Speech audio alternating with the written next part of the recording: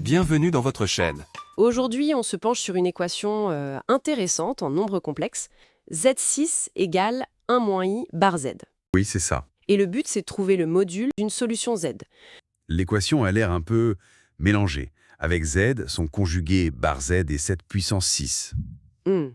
Mais comme souvent, quand on cherche le module, une bonne idée, c'est de regarder les modules de chaque côté. Ça simplifie souvent les choses. Ah oui, bonne stratégie. Ok, et là, j'imagine qu'il y a des propriétés utilisées. Tout à fait. C'est là que ça devient pratique. On a 3 règles clés ici.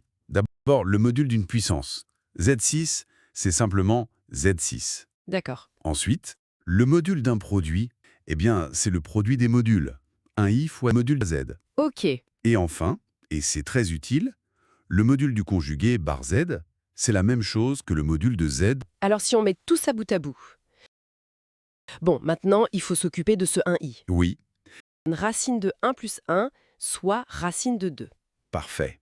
Module Z6 égale racine de 2 fois module Z. Exactement. Comme z n'est pas nul, son module z ne peut pas être 0 non plus, donc on a le droit de diviser par module z. Là, on touche au but, non? Donc, le module Z5 égale racine de 2. Exactement. Alors, module Z de cette équation est la racine cinquième de racine de 2. C'est ça.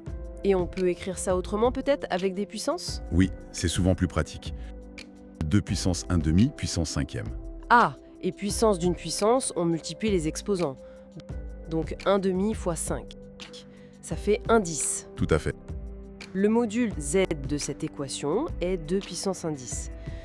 C'est la réponse D de l'extrait, si je me souviens bien. C'est ça. C'est un bel exemple de comment les propriétés de base, ici celles des modules, permettent de démêler une équation qui avait l'air compliquée au premier abord.